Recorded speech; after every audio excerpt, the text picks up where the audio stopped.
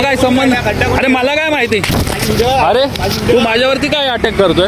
हा, तुला दाखवतो ना मी, तू कर ना अटॅक. मारायचं अजून कोणाला?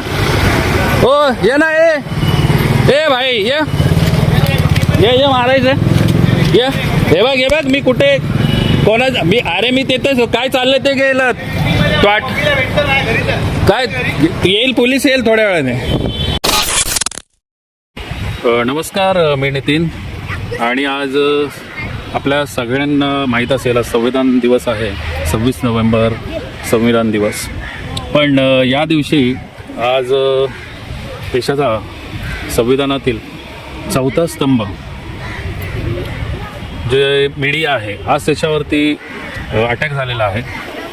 उदाहरणार्थ आज आम्ही घटना सांगतो की आज आम्ही कोपरी येथे राज्य उत्पादन शुल्क भवन हे कोपरीला ठाणा पूर्वेस आहे आणि त्या ठिकाणी आम्ही पत्रकार परिषद घेण्यासाठी सामाजिक कार्यकर्ते गोपाल भानुशाली यांची एक पत्रकार परिषद होती वेगवेगळ्या विषयांवरती आणि ती अटेंड करण्यासाठी तिथे पोचलो असता तर तो विषय त्यांचे काय आहेत ते एक्झॅक्टली मलाही सांगता येणार नाहीत आता या व्हिडिओमध्ये. पण ते नक्कीच गोपाल भानुशाली यांनी जे घेतलेले विषय आहेत ते नक्कीच गंभीर आहेत.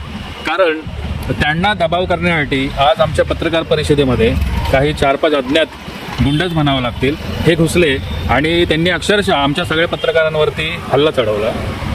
सगळ्यांना त्यांनी लगभग पत्रकार परिषद त्यांनी उधळून लावली आणि तेही राज्य उत्पादन शुल्क याच्या प्रिमायसेसमध्ये आतमध्ये कंपाऊंडमध्ये येऊन, कारण ही पत्रकार परिषद आतमध्ये कंपाऊंडमध्ये सुरू होती आणि तिथे जाऊन त्यांनी अक्षरशः मागे उभे राहून राहिले आणि काहीही कारण काढून त्यांनी की व्हिडिओ का करताय काय करताय म्हणून त्यांनी सरळ मारहाण आणि धरपकड सुरुवात त्यांनी केली आणि त्याचे व्हिडिओही तुम्हाला आता तुम्ही पाहू शकता खाली की कशा प्रकारे ही घटना घडलेली आहे. व्हिडिओ जो आहे तुम्ही पाहताय की जो मुलगा आहे तो सरळ अंगावरती धावून येतोय, अटॅक करत आहे, माझ्यावरती अटॅक करत आहे, त्याचा हा व्हिडिओ आहे. आणि मी सदर ही घटना घेऊन जी काही आम्हा सगळ्या पत्रकारांना मारहाण झाली त्याच्या संदर्भात पोलीस स्टेशनला, कोपरी पोलीस स्टेशन जे आहे तिथे धाव घेतलेली आहे आणि तिथे आता तक्रार नोंदवण्याचं काम सुरू आहे. तर पुढे तक्रार घेतली जाते की नाही किंवा काही अडथळा येतो ते सांगण्यासाठी पुढे व्हिडिओ करून मी नक्कीच तुम्हाला कळवेल.